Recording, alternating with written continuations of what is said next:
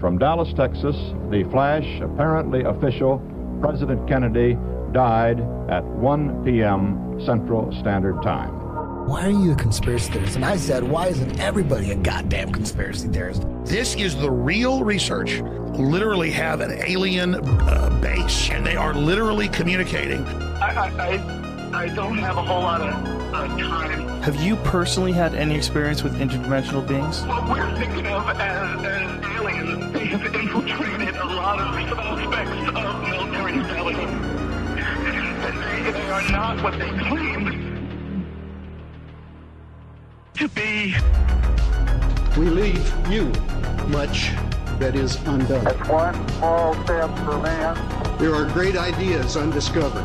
Visit asteroids, visit the moon of Mars. Remove one of truth's protective layers. There's a monolith. They want the major population centers wiped out. Will you put your left hand on the Bible and swear to God that you walked on the moon?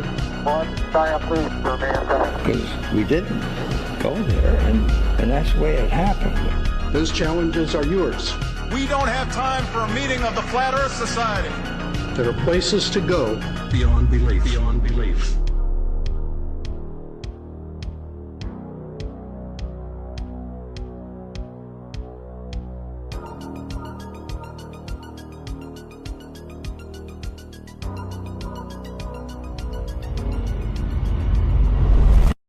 Hello and welcome to the Daily Conspiracy Podcast. We don't take days off because reptilians don't take days off. I could have really done with the day off, Lee. Could you done with the day off? He's feeling a bit tender after last night's live stream. A little bit, yeah. Yeah, you were drunk. Well, you're welcome. I mean, I blame my father. Alcohol. You blame alcohol. You know what it's like when you go to my parents' house. It's almost impossible to get away unscathed. Well, the weird thing is, like, when you go to your parents' house, you come out full. When I go to see your mum, I come out empty. I thought this was going to stop. I seem to be wrong on that one.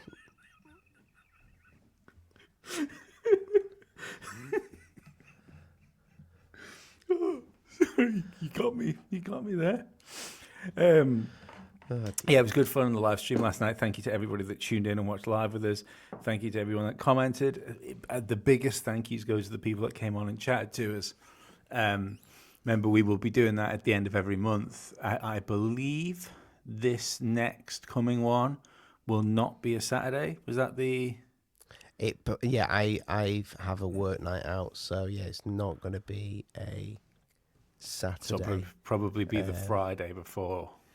Yeah, probably be the Friday or something like that. Yeah. Yeah, but obviously, you've got 4 weeks. But end of the month still. Yeah. End of the month. It'll be last weekend. Yeah. Last weekend of the month.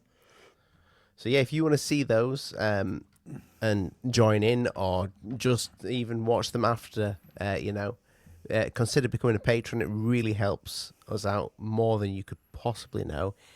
I would go so far to say it's actually starting to change our lives, because it gets us close to that goal of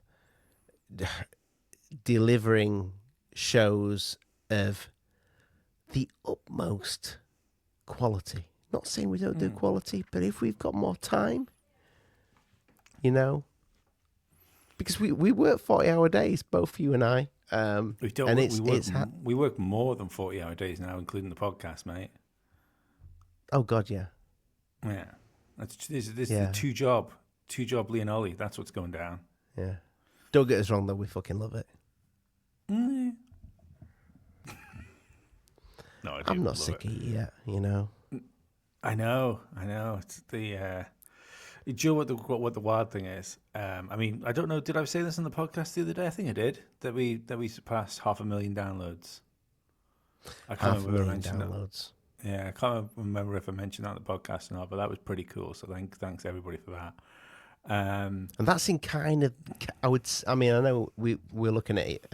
We've gone past a year now, but not a year with the Daily Conspiracy Podcast.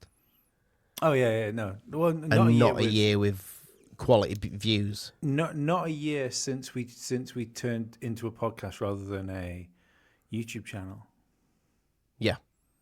It's still only like, although what you're listening to now started off as Alien Addict for like a couple of months before we rebranded, that was still like I want to say September. Mm-hmm. September we changed over to Spreaker. We went fully in with audio. Maybe October we went daily. Yeah. So it's happened in a really short space of time. The show came bigger than we imagined it would do within the time scale that we've been doing it for. So no, it's all cool. Thank you very much, guys. Like Ollie said, we've got the Patreon out there. If you want to follow us on social media, we are at the Daily Con Pod on everything, nearly everything. We're not on Blue Sky. When we are on Threads, but we barely use it. Instagram, X, probably the best ways to get in touch with us, especially if you want that Discord link. You can get in touch with us with the Discord link, and we'll give you the Discord link. The Discord is kind of like, I mean, me and Ollie will obviously be sticking our heads in more often now. The Discord's more for you guys to just... Yeah. It's kind of a self-sustaining little fucking island now of weaponized retards. An island with no perverts. I mean, really? We might have one or two, I don't know. Yeah, we might have one or two. We might, that's the other thing we might do. We might snip some of the lesser used feeds down as well on the Discord, because there's quite a lot of feeds, and we might snip some of the lesser used ones out. Maybe there's a couple of ones there that have only got a couple of posts in and stuff like that. So we might just snip those out. The town hall page being like the most used. Obviously, that things like that won't go anywhere. But yeah, just to try and make it easier to manage, because you just end up, unless you fully focus on that one thing all the time, it's very difficult to keep up with it. And like the likes of me, I deal with all the other social medias as well, so it's quite overwhelming. Then when you see like 52 threads in the one thing. But yeah, if you want to get in on the Discord, just shoot me a DM and I will happily send you the link, and you can go meet up with everybody else and talk about all the stuff that we like to talk about with people that aren't going to look at you strange for saying it. We'll have a merch page. Like, you can go and look at the merch page. The links in the description of this podcast, along with the link for Alien Addict, which is our sister podcast run by the one and only Nazi Nick. He is doing a great job over there. If you want like long deep dives on like things like crop circles and UFO crashes and stuff like that, like Nick's your guy for it. The 3 hour sort of presentation he put together about crop circles was really good. I enjoyed that. I listened to that when I was at work. So yeah, you can go follow him on YouTube and download the podcast as well and listen to it at your leisure. He blew my mind, by the way, with the Twin Towers and crop circles, what they have in common. Yeah, I thought that was quite cool. I've never heard anybody put those two things together. No, I like that. I like that as well. It's so weird. The show we did about crop circles, I still think the main takeaway I had from that was the reason that the crop circles are just not spoken about is because it's the only one of the phenomena that happen that leave tangible physical evidence. Yeah. And they've done a really good job of trying to make it sound like it's a couple of people that drunk on the way home from a pub with some rope and a couple of planks of wood, and it makes no sense. Yeah, I know that they say that these rods come down, but I'm wondering, I'm going into the subject we're going to speak about tonight, I'm wondering if the spheres have anything to do with it. Well, I think the rods was bullshit. Like, I thought that photograph that came up, I'm convinced was rain, and was just light refracted through the lane. Oh no, I through think lane, the rain. photograph might have been bullshit, but I think the story that the farmer told of Story was interesting. Yeah. of the black rod coming down, but who knows? I like genuinely. I believe that video, which was like half debunked and then not debunked, and then it's been going around for years. I think that's real. Is that the one where the crop circle gets made in front of you? Yes, yeah. I think that's real. Maybe I'd have to watch it again, but yeah. The main thing I've got with that is I always think, because the stages you've got to go with this shit now. And the problem with that video, as far as it being fake, is so you looked at that when you were like back in the day when it came out, for instance, because that would have been the 90s, I think that came out. Yeah, I don't know when I first saw it. Might have been the early 2000s when I first saw it. But the thing, so you look at it and you go, oh well, it's obviously CGI, isn't it? And then walk off not thinking anything else because you're a moron.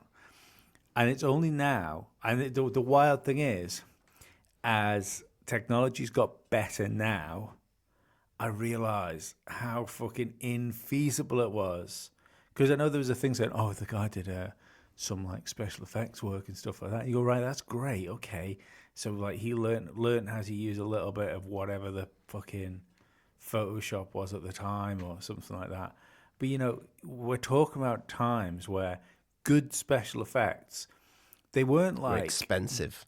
But yeah, and they were done on like bespoke built fucking computers in Industrial Light and Magic in fucking California or wherever the fucking server room was for that.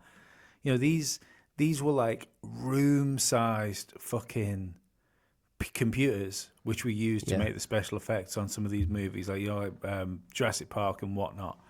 And now it's different because now you look at it and you go, oh yeah, because like you could do it with a fucking AI prompt now. If you didn't use AI prompt, there's like Blender, which is fucking awesome for doing that type of work on, and completely fucking free and open source. You've also got the likes of Unreal Engine as well that you can build stuff in. But there was none of that shit in fucking 2001 or fucking 1997, whenever that was made. Well, this is one of the things with the MH370 footage. You know, from when that came out, after the like a few, was it a couple of weeks after the plane had gone missing? Days after. Yeah, I think it was 4 days. People 4 like days. That thing would have been so expensive to make, and it had to be done on a really powerful computer. It's for just the time. Well, I've got an interesting thing to bring up here actually, because like fucking the Ollie's MH370 thing wasn't just something that brought it in. It was a decent segue to bring us into what we're going to talk to you about tonight, which is revisiting MH370. I thought it would be a good idea to talk about this sort of stuff tonight because Ashton at the minute is over in he's gone to Contact in the Desert in California. So he's out there hanging out with all the fucking cool creators while we're sat here in rainy UK. One day we'll hang out with the cool kids, Ollie. Yeah, I want to sit on Corbell's knee. I want to sit on his knee. I won't finish what I was going to say. But no, finish it if you want.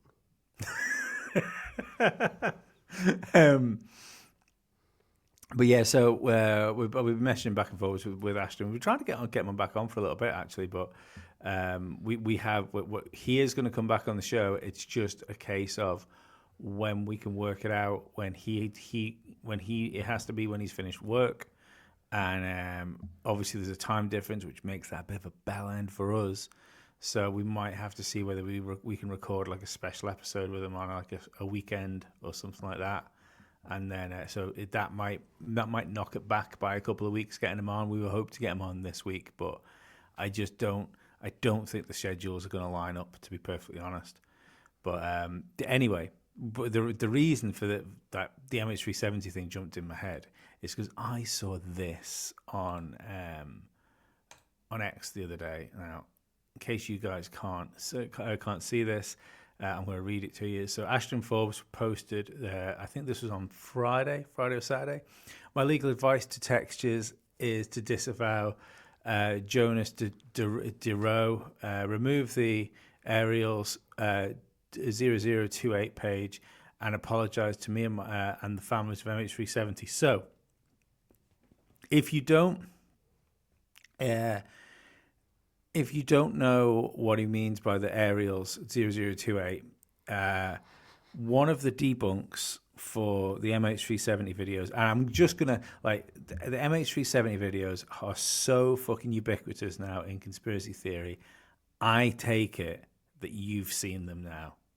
So I'm going in to a point. So if you haven't seen them, pause the podcast, go on X, type in Ashton Forbes, type in MH370X, type in hashtag MH370. You will find a color video, which is like a lot of clouds from above a plane, and then you will find a thermal video, which was taken from a Predator drone following a plane. They're the two videos that we're going to be talking about tonight.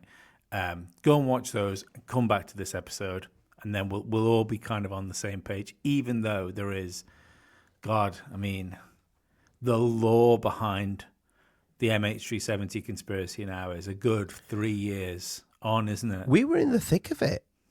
Absolutely. We were one of the first interviews that Ashton did. I heard him on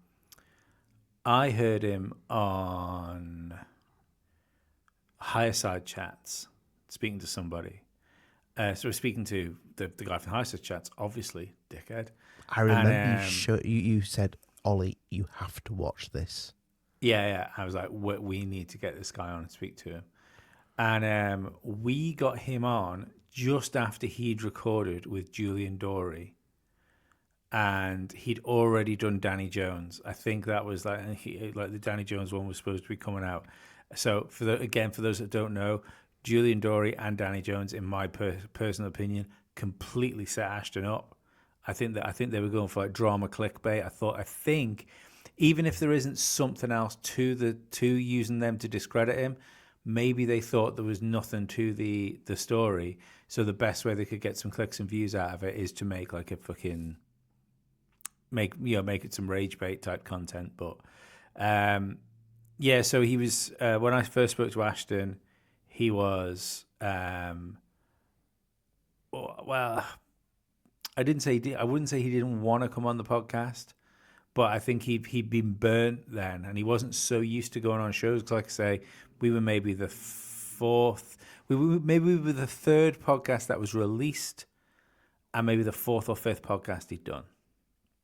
And we were live. Well, yeah, but originally he said no, and he said no. He said I don't really know what I want to do, as far as going on podcasts, because I think the Danny Jones thing and the Julian Dorey thing kind of put him off. And I replied to him and saying, listen, I can't offer you the same type of reach in viewership that Danny Jones has, but what we can give you is a unhostile, curious interview with people that genuinely want to listen to your story, and we can give you a good place to just put your story out without it being fucking torn to shreds by people that don't know about it. And that was kind of why he came on. And then we obviously, if you go over to the Alien Addict YouTube, actually, there is a section in there as a playlist with all our Ashton Forbes interviews, so you can go over and watch all of those on the Alien Addict YouTube page. But anyway, these aerials that he's saying that should be removed from textures.com with the cloud photographs that debunkers were trying to say were still images. It's kind of been half proven. So it's that I would go as far as to say the debunk has been half proven, but the debunk of the debunk has been half proven. And it, to me, seems that the textures photographs were put up on textures after the videos had came out to try and discredit the videos. So rather than the textures being than these stills being used to create the videos, the stills have been created using the videos to try and discredit the videos. So there's a guy came forward, which is the guy that Ashton said there that he thinks textures should disavow. I'm not going to be able to read that, am I, on this? I will try and read this on my phone for you, because I'm not going to be able to read it on that. And so this guy comes forward, says he's basically, he takes credit for faking the MH370 videos. And just this weekend, I believe, it was leaked a conversation between textures, like in a, it's either a Facebook conversation, it kind of looks like a Facebook conversation, or that might just be how their messaging system works. So the guy that's faked the that says he faked the videos, his name is Joe. He's he's a down to earth, like, solid fucking sane guy, because when it says about on his profile, his about is free Palestine and Lebanon, Zionism is terrorism, filmmaker, woke as fuck, trans ally, he, him, vote green.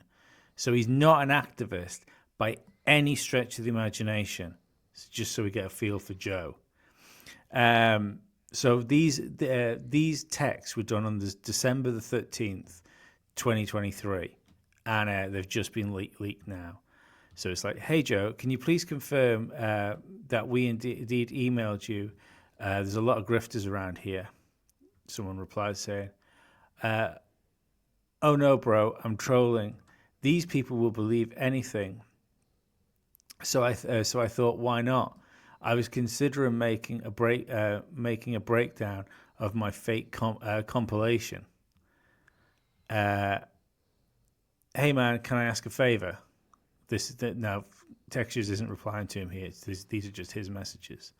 I'm trying to waste these conspiracy theorists' time without going and spending several hours of my own time. I'm reaching the point where they will stop believing. I made them useless. I tricked them. I trickled something in.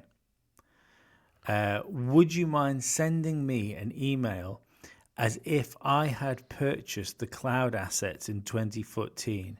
I can change the date and the screenshot and use it to keep them on the hook.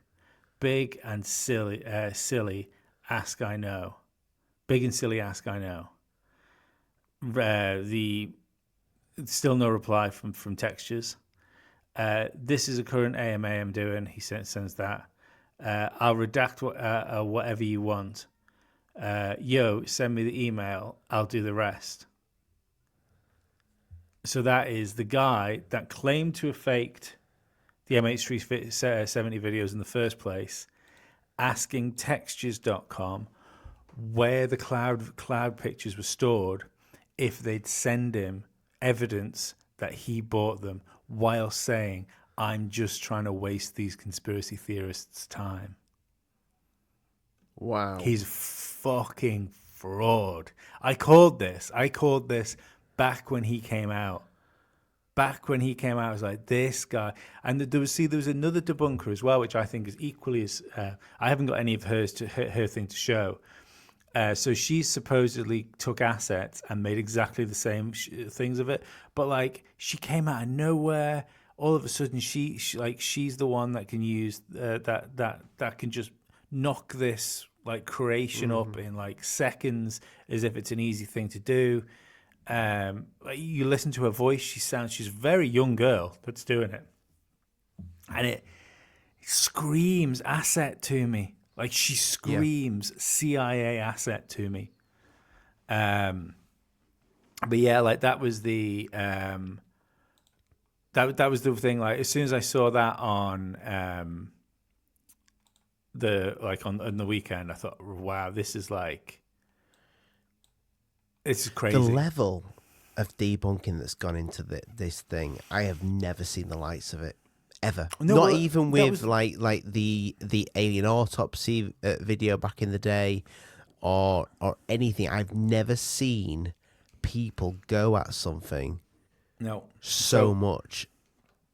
In for new listeners, because I mean, realistically, lots of the listeners, I would say 90% of the listeners we have for the Daily Conspiracy Podcast wouldn't have been watching Alien Addict when all this was going down.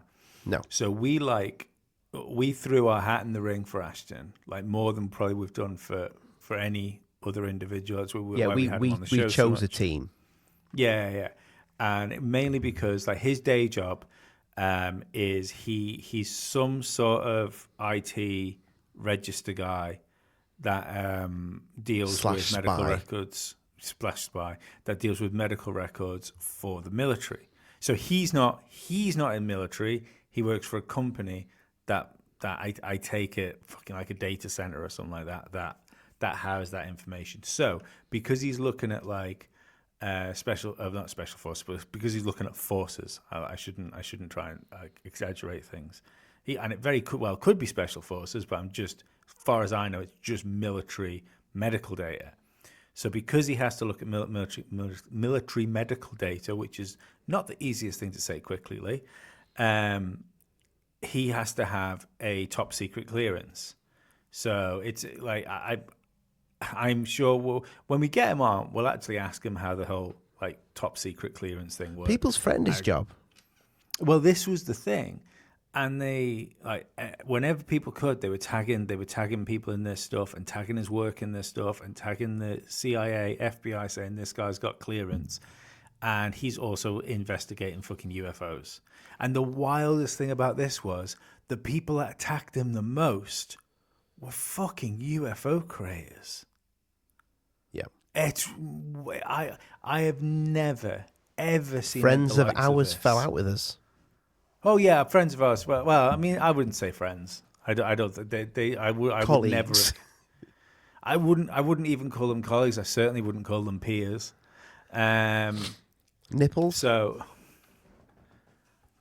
triads and wannabes maybe. So do you remember I can't remember which one it was, but where Ashton, he made a statement, and I can't remember it was the debunk with the it was when that stock footage got released, because Ashton changed his mind, didn't he, for a minute, and he said, guys, it's been debunked. This is the thing. This is why I know Ashton's on the level at it, because I DM'd him when the first debunk came out, when this guy and the assets and stuff came out. I DM'd him saying, "What's all this about, Ashton? Like, is this there?" And he replied back to me immediately and said, "I don't know. I've just woke up to all this. I'm literally going through it as we speak. It might be over." Like, he was prepared. Yes. Like, he was prepared. Like, people turn around and say, "Oh, he's just kept all of this going." Like, I can probably go back through our chat history actually and fucking dig that DM up if I had to. I should probably try and do that actually. He might like that to show to people. But yeah, like he was willing to go away from it. In the same as like at one point he was conned as well, because somebody said that they had extra videos of it, and like he paid out of his own pocket to get the passwords for these things that had been done, and he was ripped off about it. And like the people were fucking attacking him and making fun of him because somebody had conned him. And you go, right, okay, well, just because someone conned him doesn't mean that what he was doing in the first place was wrong. It just means that he was so dedicated to what he was doing. He put his money where his mouth was, and he fucking stumped up for some stuff in case it was real. Like, I think that's a pretty fucking good quality of an investigator, if I'm honest. There's something about those fucking videos that keeps my my interest. Like, where the more people want to attack it, the more I want to believe it. I have a theory that which I was thinking about today. I don't know if you want to play the clip from the psychic. Not yet. I was just going to pull this clip up first. So if anyone listened to this, I'm sorry that this is reasonably video heavy. It's just the subject we're talking about. This video. Again, if you want to see the screenshots that we're sharing and stuff like that, the only way really to do it is to go over to our Patreon and sign up to the Patreon, and that you'll be able to watch them this way. So I'll make this bigger. These two videos down the bottom are the MH370 videos. This one up the top is a video from 2013 from Spain. Now, I believe the 2013 one from Spain was taken from the ground. This leads me to believe. So obviously, the plane in Spain does not disappear. The plane in Spain. This leads me to believe that this is not an isolated incident where these orbs follow planes for some reason. It's almost exactly the same, isn't it? It's the fucking same, Lee. Do you know what? What I would suggest that because if I can drag that back slightly, if I get that. I've never seen this, by the way. Have you not? No, not Spain. Not the Spain one. So the fact that these things are in formation, a relatively similar place into where they are on the thing, I think this is what they do before they activate. So like fly along the side of it. So if they chose to, whatever these orbs are, they would have then began the MH370 like circling. If they were going to do something. So for whatever reason, they lock onto this plane. They don't fucking zap it into the fucking shadow realm. But do you know? And I know video. Ashton thinks this is some sort of like deep state military technology or whatever. Yeah. I'm unsure. I don't know about that. Because I think, and if Nick was here, he'd probably argue with me about this, because I know he thinks Foo Fighters were something that the Germans made and just sent up. I believe that's his interpretation of them. I don't know, because when we spoke about that on the show, me and Nick had a similar thought on that. That if the Germans had like the Glock or something like that, they'd have probably used it to try and win the war. Well, I'm wondering you don't have incredibly sophisticated military technology and then lose like a battle that destroys you. You throw everything at that moment, like when the Nazis were going to fall. That you have to believe that until they start to pull back when it was clearly lost, at the last advancement. You have to think that every single thing in the locker was pulled out at that point. Yeah. Well, what I was going to say, I think what we're seeing there with MH370 and that plane in Spain is that's Foo mainly Fighters. On the plane. Yeah. With the rain. the orbs in Spain fall mainly on the plane. So yeah, I think those are whatever Foo Fighters are, that they're Foo Fighters. That's what I think they are. Yeah, maybe. I mean, I don't. There's so much time between these things. I mean, see, this is the strange thing about UFOs. And I liked, who was it that was on? It was the Y-Files guy on Rogan, where he was saying the rumors. That was a great podcast. It was a great podcast. But the rumors about the UFOs and the reason that sometimes you get a cigar one or a triangle one or a fucking Tic Tac is because whatever these things are, or whoever these things are, or whatever these things are, have hit a level of technological advancement where they can take raw materials and make whatever they want out of the raw materials. So it's like, all right, we need to scan somewhere above water at 16,000 feet. We need to do it at Mach fucking bleeding ass. And they will make a craft bespoke for the task. And I'd never heard of this idea before. And it makes a load of sense why UFOs and stuff have changed over time and shifted. Because you've got to think that maybe one of those things that maybe one of those tasks, if building like bespoke vehicles, is to either fit in with like terrestrial technology that we have, so they're not so obvious. Maybe fit thematically with whatever the style of the times are. Because this is one of the issues I've always had with UFOs is that if you look at 1960s UFOs and then you look at 1960s cars, there's very similar design characteristics to them. You know, like the brushed aluminium, it's like sweeping curves and stuff like that. Then you go into like the 80s and 90s where you very, very much had that sort of postmodernist architecture that was around, and everything becomes fucking angular and square. And you know, there's square blocks in the sky and there's fucking TR3Bs everywhere and stuff like that.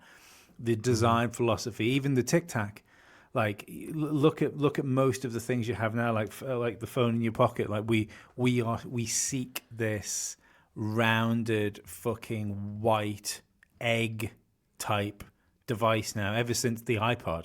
You know, the iPod kicked off the current design philosophy that we have for technology. Look at even the like the Oculus MetaQuest 3 VR headset is a perfect example of copy and design philosophy, because if you look at one of those headsets, you could just stick an Apple logo.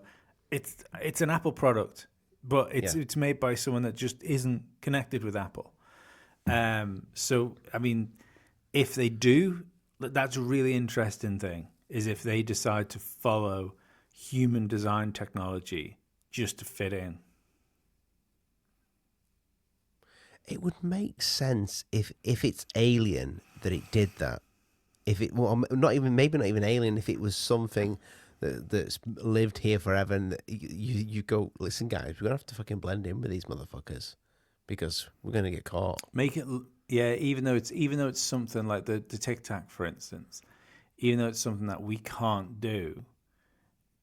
Like if you saw something like that, it's still recognizable to us as something.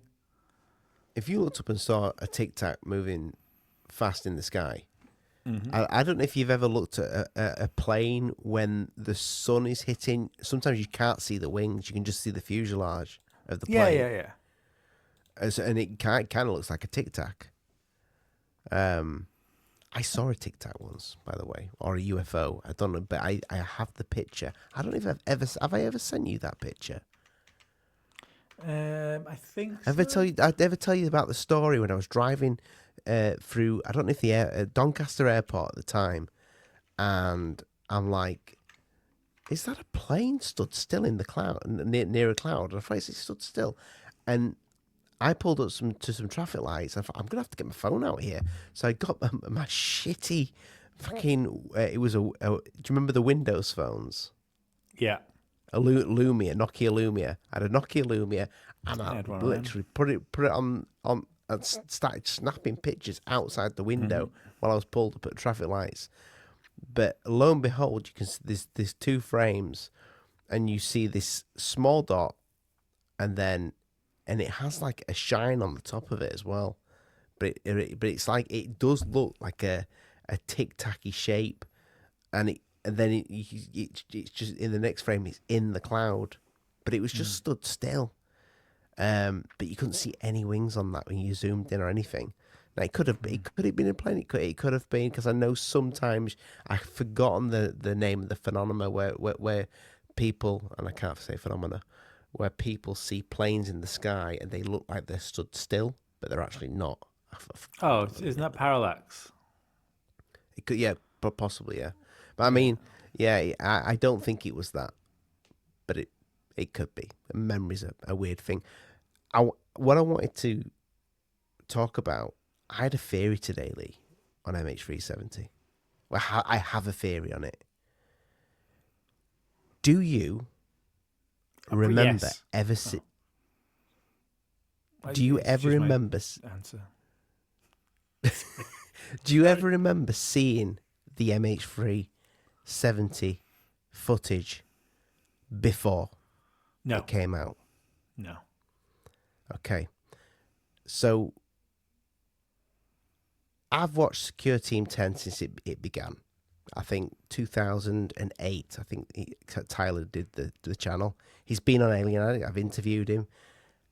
I used to watch religiously every one of his shows. I do now because he only puts one out once in the blue moon. I never once saw MH370 footage on that channel ever. No, I never remember. I've been doing the UFO thing for a long time. I've never seen it till you showed me it. I think we're looking at a Mandela effect with the MH370, and I'll tell you for why. Because who's the guy that put it out? The Regicide Non. Mm-hmm. Do you remember that little nugget that you found as well? That really good UFO footage that Regicide Non had put out, where it shows the side of the plane and that UFO. Never seen that either. Never seen it. I think I'm going to sound fucking crazy here. I think there's been a time shift, or something's happened. I think those videos are 100% real. The MH370. I think something has happened, and we're looking at a Mandela effect video. That do you understand what I'm saying? I know it sounds nuts. No. I know what you're getting at. I think. Look, I think in my timeline and your timeline, I don't think that video existed. But I think wherever we are now, because something's fucked up, and we know that with Blue Ribbon and the Darth Vader and Chewbacca, Kurt Hennig. Fucking Kurt Hennig was always Kurt Hennig. He was never Kurt Hennig, and I will fucking argue that point to his own fucking family. I think we're looking at a video that didn't exist, and I would love to know from our audience. So on Spotify, you can actually leave a comment. Do you remember seeing these videos? Because I don't. Really I think if anybody's honest, they don't ever remember seeing them. Yeah. I mean, it's like, could be a couple of things, couldn't it? The old MH370 videos. It could be, it could be what you're saying. No, it could be, but it could be what you're saying. And look, I will never fucking discredit the idea of a Mandela effect, because I think there's something to the whole Mandela effect thing. It's also quite disconcerting when I keep looking at my camera, I see the lights dim behind me. It's a bit spooky. Yeah, I noticed that. Yeah, don't like it. So there, stop it. Yeah, so I think there's something to the Mandela effect stuff. Do LEDs do that? No, I think if you see the camera, the whole thing's doing it. I think it's probably just because I've got a different light on me as well to try and illuminate me more. So it's probably just the camera. Beautiful tonight, yeah. I thought so. I think it's just the camera struggling with the light. So it could be some sort of that Mandela effect thing. I'm not going to argue with it. It could also be the fact that at the time they came out, YouTube was fucking swinging its big old conspiracy ball bag all over the place. Got look at my conspiracy balls. They're fucking huge. And we've got the biggest conspiracy balls. We have. And Regicide has just been lost in the shuffle. Lost with the Ivans, lost with everything else. Just it's come out, it's been piled on top of. I think when you look at the other content that's on the Ivan channel, not the Ivan channel, on the Regicide and On channel, I believe, I don't know what Ashton's theory is on this. It'd be interesting to know, but If he has told us, I apologize because I forgot. I believe that the MH370 videos are real, and they were leaked onto a YouTube channel with provably fake UFO videos to hide them. Because nothing else on that channel is as compelling as those videos. So if you want to stick them out there, if you want to stick them out, and you want nobody to take notice of them, but you know at some point, like especially if they're just for a word, we think we know who leaked these videos. It was a guy called Edward C. Lin. He was court-martialed, and he was. I don't know whether he went to military prison or whether he was given a suspended sentence.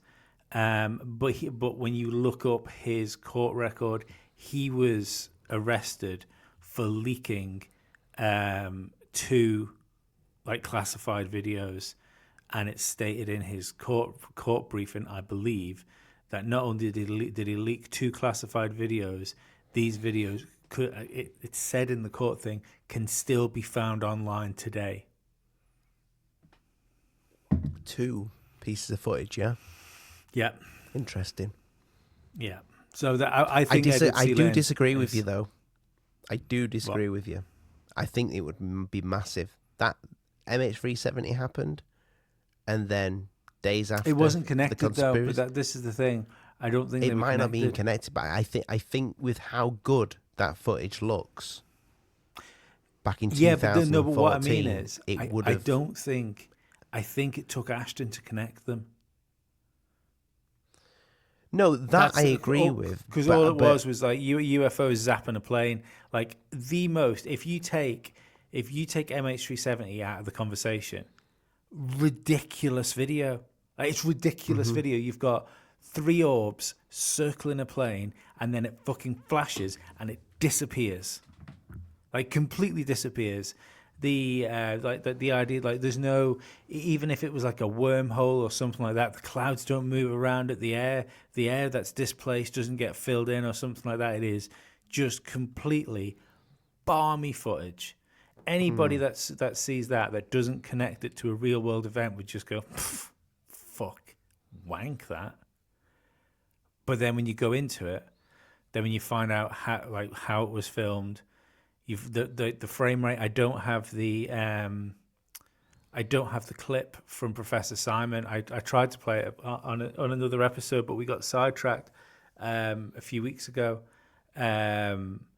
The Professor Simon was talking about how on the aerial photograph, which is actually satellite imagery, it recorded at 2 different frame rates because the frame rate of the video is different to the frame rate from the mouse. And apparently, I'm a fucking moron, but apparently that is not only just difficult to fake, nigh on impossible to have 2 separate frame rates going in the same render. So the everything, like, Professor Simon is now fully on board with these videos. There's some really big guys. There's a lady, you can go and check the whole interview out on the Polarity YouTube channel. We are hoping to get the host of Polarity on our channel at some point as well. He unfortunately lives in Australia. I'm sure it's pretty fortunate for him. It looks like a nice place. But unfortunately for us, he lives in Australia. So it is like one of the worst time zones for us to try and get around as far as doing an interview. But I'll play this clip of this lady talking about it, and then I have the text of what she saw when she remote viewed MH370. I think a lot of people have some moment in their life where they know they've been lied to. For me, it was 9/11. It was as if I was in the cockpit, like I was inside the plane. That was where my mind and my being took me. You feel it. You feel the confusion. You feel the fear. It was like there was this glitching in and out. We all can do it. Just some have a natural ability that's really undeniable, and some have to really work at it. So yeah, go and check the whole interview that he did with that lady out over on Polarity. His name is Josh. Talent Daily Conspiracy Podcast sent you. He's a good guy, and like I say, we're hoping to get him on the show at some point. But anyway, this was what she saw when she supposedly remote viewed MH370. When I tuned in, my mind at this point of the flight is where the issues start to arise. I see there is a huge electrical disturbance. What looked like a clear day turns dark and gloomy, suddenly surrounded by dark clouds. It looks like heat lightning and flashes surround the plane. I also see what looks like discharge of static electricity coming off the plane. The flight attendants are trying to stand up, and people are trying to stand and grab something above their heads. It's chaotic. There's a lot of turbulence. Oxygen masks start to fall off. I take by fall off she means like fall, like from the ceiling. Then there's a loud thundering sound that is so deafening that people are grabbing the sides of their heads. I feel the pain in their ears, like it's so loud, it's so much pressure. Then all of a sudden there's silence. It's like so quiet and calm. No one is talking. There's no noise. It's the ultimate peaceful feeling. I don't even hear the noise of the plane, as if the engine isn't running. I feel like it's a plane gliding. There is no turbulence, like it's floating peacefully through the air. I can't help feel that the plane went through a different layer of time or a different dimension of our out of our current existence. I realize this is a very alternative concept, but I also just report what I see. I can see the jungle, and what I notice most are the leaves. The passengers are looking at vegetation, completely amazed, but not in complete horror, but rather amazement. They are gigantic.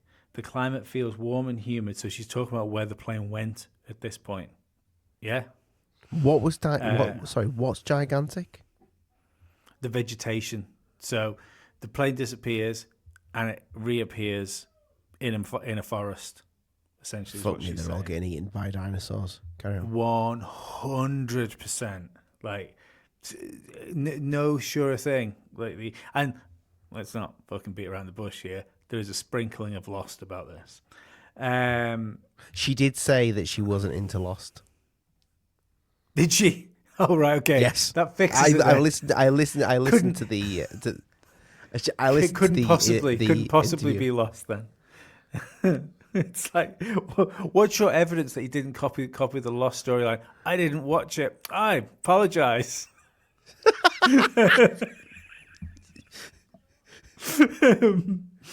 Anyway, yes, they're looking not in vegetation, complete amazement, not complete horror, but rather amazement. They are gigantic. The climate feels warm and humid, but rather comfortable. Also, I have the image of the plane on a beachy coast, as if it's coasted to a graceful landing. I can't get the images to show. I can't get the images of the show Lost out of my mind, as if the fundamental situation may be similar. I mean, if she's putting that into the story Lost, she could have just said we were in a desert or we were in an icy cove, or she didn't. Do you know what I mean? She could have. Yeah, she didn't need to say it was a jungle, and she even referenced that. I understand it's the similarities to Lost here. Yeah, it could have been. She could have, if she was just making bullshit up, she could have quite easily said it was snowy. I couldn't see anything. All there was ice all around us. It was cold. I can't help but feel like we were teleported beyond the ice wall. It could have been. She could have thought of something else equally as fantastical that didn't involve it sounding like Lost. So for the audience that might not understand the situation here, am I right by saying she has like a vlog that she does, like it's not a vlog, sorry, she has like a page, doesn't she? I think she's got a website, yeah, and she put this back out 2 days or something after the plane went missing. Yeah, she's been doing. She put this story out. She's been doing remote viewing stuff for ages, and basically the people that are on her page can ask her to remote view things, and somebody asked her to remote view MH370 when it first went missing, like before the videos, before Ashton, and that's what she said. Yeah, which is wild when now that these videos have come to light. Because I heard the guy say, did you see the videos back when they were released? Now, I don't think he did, because I don't think anybody did. Back to my theory. No. But I think it's crazy that she come up with the same story, and there is evidence. There's a paper trail there, internet trail, that she put that story out in 2014. The wild thing about the MH370 like debunkers is they went after. It's one of the things I like.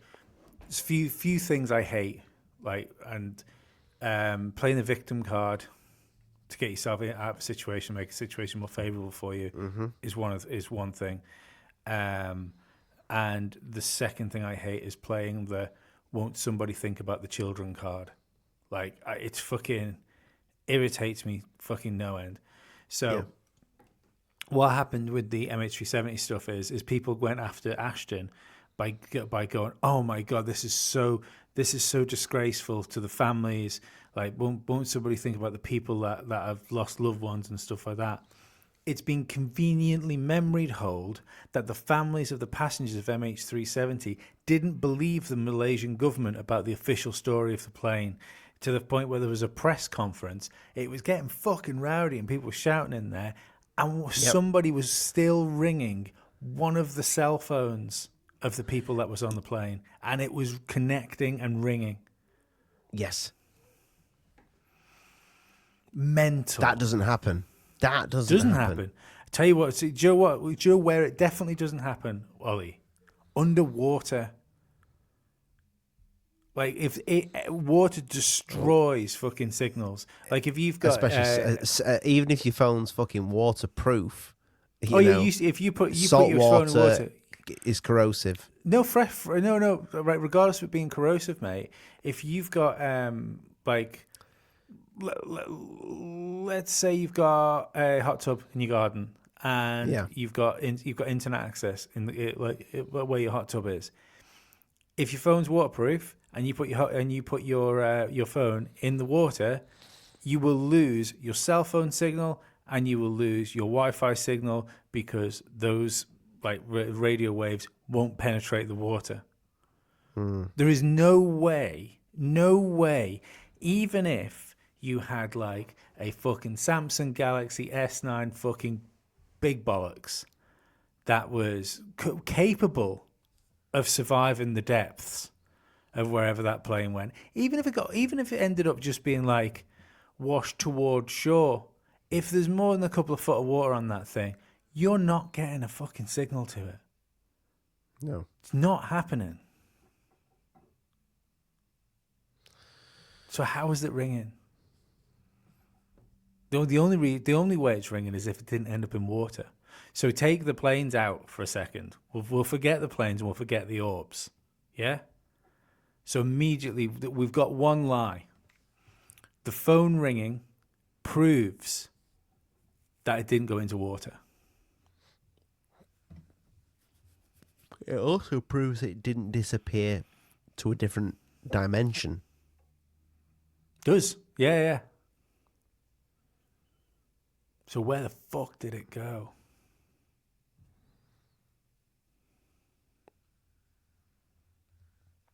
I tell you what, do you know what? That'd be crazy. That'd be a crazy one, wouldn't it? What if fucking cell signal would work in a parallel dimension? You mean because we call? We have these thoughts, don't we? That like parallel dimensions might be just like a short shift. Yeah. Like, yeah. So that's for physical things. So like there's the idea of like parallel dimensions existing on top of us. So right now, there's people walking through Lee. There's somebody else sat somewhere doing their work, maybe in an office or something. But because we're not like on the same frequency, we can't interact or like interfere with each other. But who says that radio frequencies can't transcend these things? If radio frequencies could transcend them, you could essentially still get your cell service in a different dimension. Yeah. I know it's pretty out there fucking thought, but I mean, we're talking about planes. Well, it is considering when me and you try to have a chat during the day, and we're always going on about each of us fucking, well, especially my signal. I can't believe I can get a better signal in our Agartha than I can on the Isle of Man.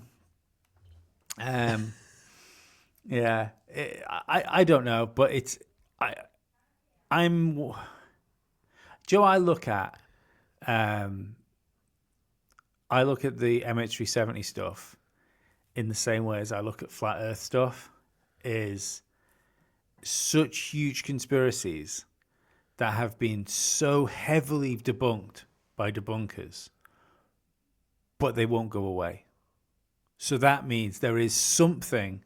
Even if it's not like the whole story, like the whole story, but of both conspiracies that have been like really got hold of, there is something there in both of those stories that is so fundamentally true that there's enough of an anchor for people to hold on to without the whole thing being smashed over. There is something they are fighting to get rid of for some reason or another. Mm-hmm. I mean, with the MH370 stuff, that's quite obvious what they're wanting to get rid of. With the flat Earth stuff, whether it's if the Earth is flat or if there's just something they are not telling us about Earth, I have no idea. I hope it is flat. It's more exciting. I want to know what's underneath it if it's flat. Well, I mean, the thing is, if the shape of it's wrong, that means you've got to go. Well, where else is there? Because if maybe they landed on the moon, they didn't land on the moon. They landed on the underneath of the Earth, so they did go. They just didn't go to the moon. Dun, dun, dun. Yeah, I mean, I still hope this happens, but like there was people for a while, like Joe Rogan was in touch with Ashton, and Ashton nearly went on Rogan. I've got a couple of clips here because one is I'll play the first one because it's quite an old one. This was Kurt Metzger talking to Joe Rogan about the MH370 videos, where you can hear what Joe thinks about them at this point anyway. So this was March 27th. I remember this. Yeah. Nephilim from the Bible, all that bullshit, and I don't think. See that thing, that boom is actually from a video game. That's from a video game. No, it's not. It doesn't match up. But it does match up. It does match up, except for some parts of it where it looks like it's partially altered.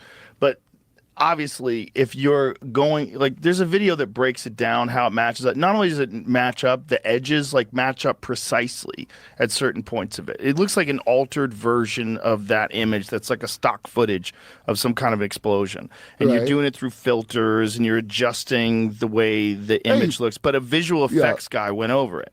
And he explained multiple reasons why he thinks it's fake. Well, that's a good point. Someone who's an actual expert. But you should know that a visual effects guy, expert, also went over if CNN discolored your face, and he said they didn't. Come on. You think did they really? We did but this on it was a Jimmy. CNN hired guy. Who the here's the point. Yeah. So the reason I'm bringing these up, and the reason that I don't think the boat is completely sailed on Ashton Forbes going on Joe Rogan, is because this clip is from Duncan Trussell's podcast. I believe this weekend. It was on the 1st of June 2025. How do I make this large? There. You got a free song. And there's been analysis of, like, I guess, the camera this was shot with, and people say that this is not fake at all. It is like, this actually is some new tech. These little sweeties go zinging around. If you see those things outside your plane window, kiss your baby. because you're about to go to Never Never Land. Wasn't there some scientist on that flight too, or something like that? I don't know. These little bubbly bastards come spinning around. They're zipping. I haven't seen that footage, and then bam, gone. It's a little bizarre that a plane just disappears like that. Like, surely there's tracking technology on these things. Like, they should have. Don't you think they would have been able to find it? Like, what could have happened? How many systems had to fail? Adam is saying Sonny White gave Joe a free energy microchip on the fucking podcast. And there's been a that motherfucker stole our wall, but he's actually got a real wall. He's actually got a real wall. But that is Joe Rogan's best friend, Duncan Russell, talking about the MH370 videos. And I can't help but think that when enough of Rogan's close friends and confidants are going, there's something to these videos, Joe, at some point he's going to be curious enough to get Ashton Forbes on. I think Ashton does Rogan this year at some point. And do you know what? The internet is going to lose its fucking collective minds. God, it is. The fucking debunkers are going to go insane. Yeah, the tears. Yeah, I hope so. I don't think the boat sailed on that. Like I say, I'm not.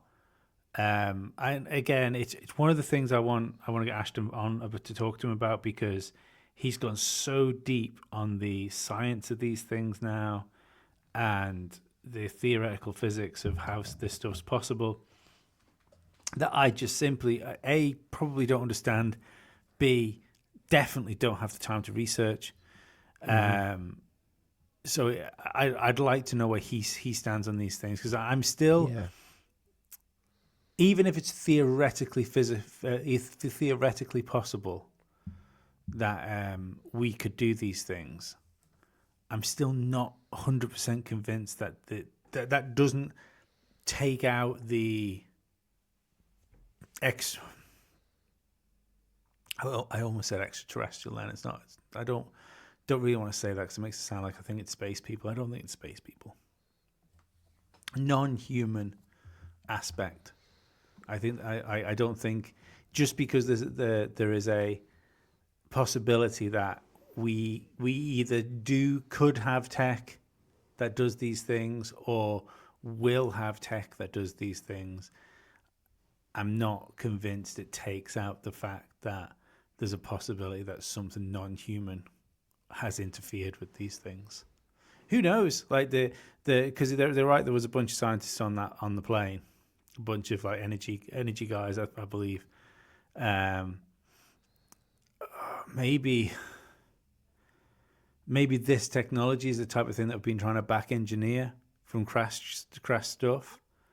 And one of the ways that if let's say there is another biological entity, or even maybe it's AI based, something like that, something that was around since maybe before man, or around since the reset, like when stuff was reset, and like these theories of ancient civilizations, ancient technological civilizations, getting thrown back into the Stone Age. Maybe these things were around before that or around that time.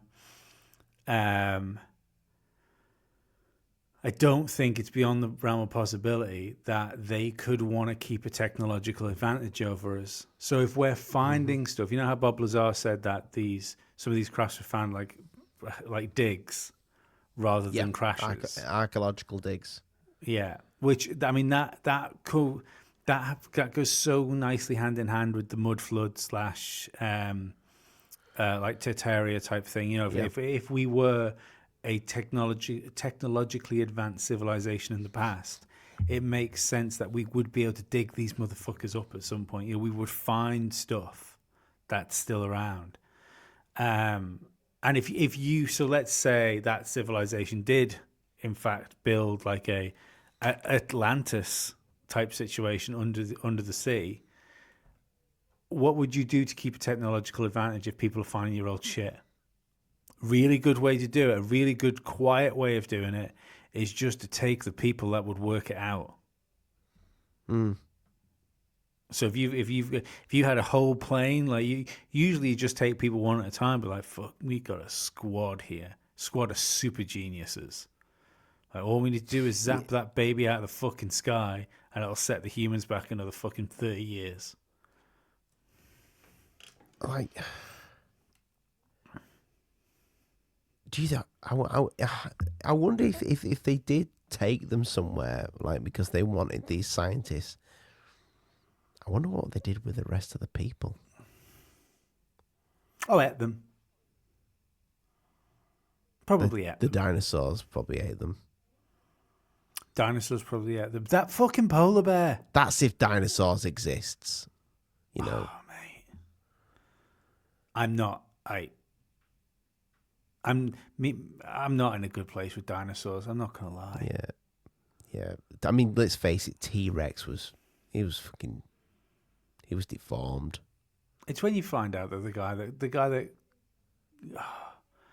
that had the theory about what dinosaurs were said, "I've got this really good thing. Like, I think this might have been a thing in the past. We would have had like giant lizards, and then found one. We're gonna call them dinosaurs. Within a year, found one of them fucking dinosaurs, lads. Like you all laughed. Check this big bone." The level of, lack of skepticism of that time is off the fucking charts. Like the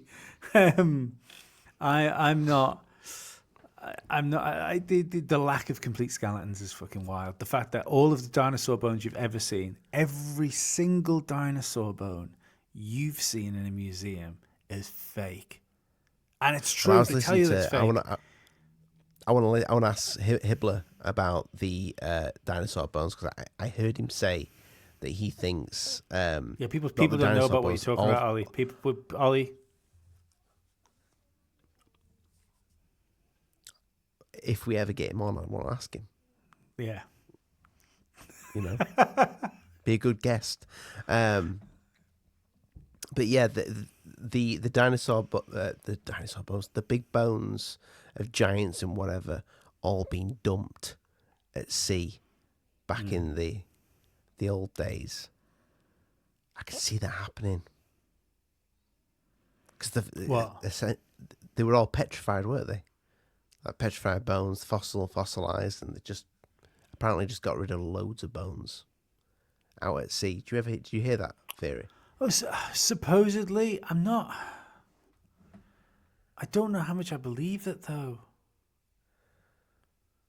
Because Smithsonian have got something. Do you know what I mean? Like they go around, they take all this stuff. There's two companies for those that don't know. There might be more than two companies now, but last time I checked, there's two companies, and their whole job is to recreate dinosaur bones. So what they will do is they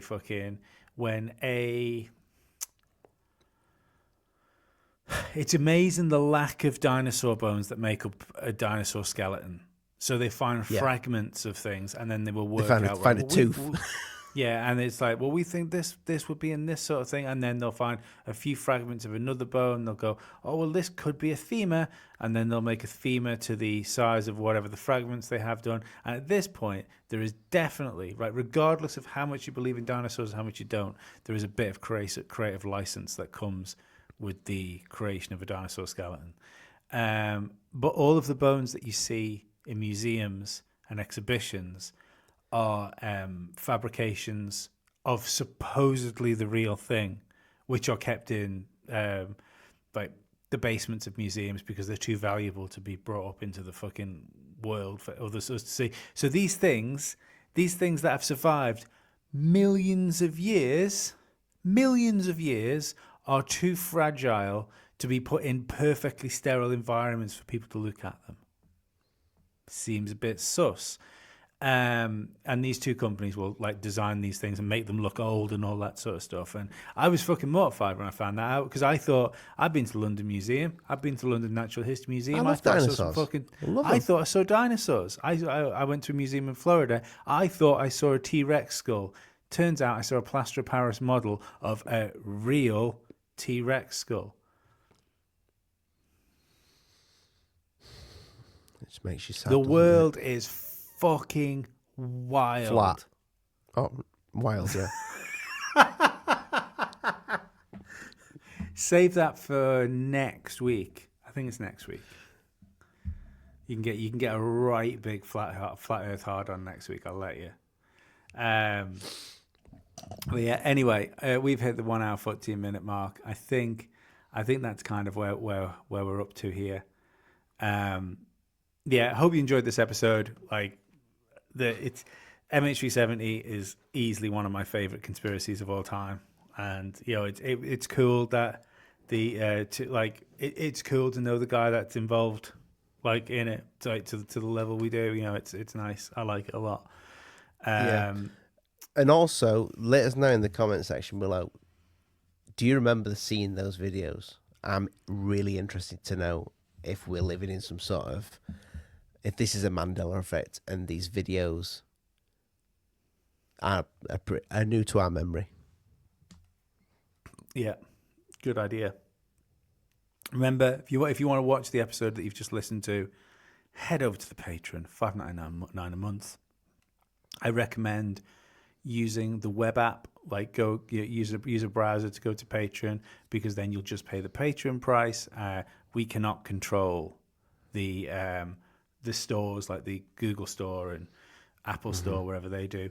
If you've been listening to the podcast on iTunes last week and you found that uploading was inconsistent, you found it was inconsistent, I found it was inconsistent, somehow fixed it. Don't know if I fixed it or whether Apple did. But the Apple shows should be going up like normal.